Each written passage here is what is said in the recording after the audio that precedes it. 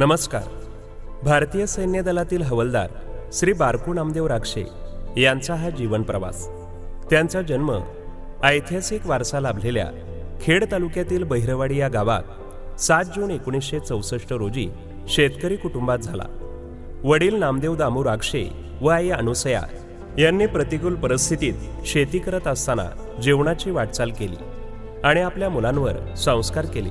ज्ञानेश्वर दादा, श्रावण भाऊ, सुमनताई, आशाताई व बारकूदादा असा मोठा राक्षे परिवार. बारकूदादांचे प्राथमिक शिक्षण बहिरवाडीत झाले व पुढील शिक्षण चास येथे घेतले. कुटुंबाची परिस्थिती बेताची असल्याने काम आणि शिक्षण असा त्यांचा प्रवास राहिला.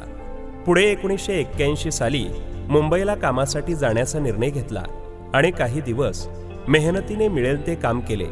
हे सर्व करत असताना लहानपणापासूनच त्यांना सैन्यदलाची आवड होती. ही जिद्द मनाशी बाळगून सन 1983 साली ते सैन्यात भरती झाले.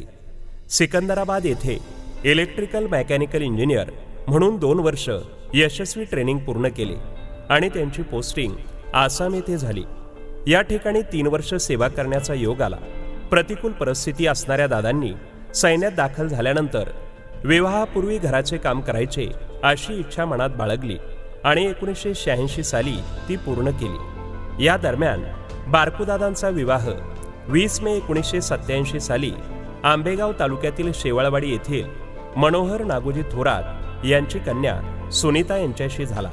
लक्ष्मीच्या पावलाने त्यांचे आगमन राक्षे परिवारात झाले आणि प्रापंचिक वाटचाल सुरू झाली. या दरम्यान सिक्कीम येथे 2 महिने सेवा झाली. सिक्कीम येथील नैसर्गिक परिस्थिती आणि हवामान यांच्याशी जुळून घेऊन 12माही बर्फ आणि ऑक्सिजनची कमतरता असताना देखील त्यांनी नेटाने या परिस्थितीत काम केले. या साऱ्या प्रवासात दादांसमेत कुटुंब देखील होते. देहरादून या ठिकाणी सेवा करत असताना 1990 साली संसार वेलीवर प्रियाच्या रूपाने कन्यारत्न प्राप्त झाले. याच दरम्यान नायक पदावर बढती मिळाली. नोकरी, घर हे सारे सांभाळत असताना दिवसामागून दिवस जात होते. 4 मार्च 1993 रोजी विजयच्या रूपाने पुत्ररत्न प्राप्त झाले आणि त्यानंतर जम्मू काश्मीर येथे ट्रान्स्फर झाली. उधमपूर या ठिकाणी काम करत असताना 5 नोव्हेंबर 1996 रोजी स्नेहाचा जन्म झाला आणि त्यानंतर देशाची राजधानी दिल्ली येथे काम करण्याची संधी मिळाली. या दरम्यान उत्कृष्ट कार्यामुळे त्यांना हवालदार पदावर बढती मिळाली. 2001 साली पुन्हा आसाम येथे रुजू झाले. या ठिकाणी 4 वर्षे सेवा केली.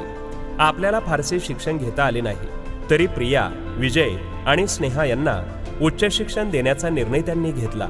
यात सुनीताताईंनी त्यांची साथ दिली. त्यानंतर देशातील महत्त्वाचे शहर म्हणून ओळख असणाऱ्या मुंबई कुलाबा येथे ट्रान्स्फर झाली आणि सैन्य दलातून 2007 साली ते सेवानिवृत्त झाले.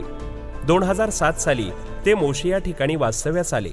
या साऱ्या प्रवासात गाव, नातेवाईक, कुटुंब या सर्वांना वेळ देऊन त्यांनी आपला घरप्रपंच केला.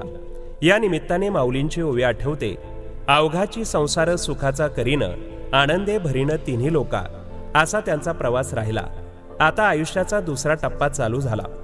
आयुष्यात अनेक सुखदुःखांचे क्षण, प्रसंग आले. मात्र यात मित्रपरिवार, नातेवाईक, परिवार यांनी बारकूदादांना मोलाची साथ दिली. फिरण्याची, वाचनाची दादांना आवड होती. चाकण MIDC मधील गॅब्रियल कंपनीत मेंटेनन्स विभागात 4 वर्ष सेवा केली आणि त्यानंतर भारतीय रेल्वेत पारमार्थिक वारसा लाभलेल्या पंढरपूर या ठिकाणी सेवा करण्याची संधी मिळाली. अनेक वेळा पंढरपूरच्या पांडुरंगाचे दर्शन घेण्याचे भाग्य दादांना मिळाले. 2013 साली त्यांची बदली नगर येथे झाली. 2014 साली प्रियाचा विवाह इंजिनियर असणाऱ्या निलेश पांडुरंग वाळके यांच्याशी झाला. त्यानंतर श्रीगोंदा बेलवंडी येथे त्यांची ट्रान्स्फर झाली.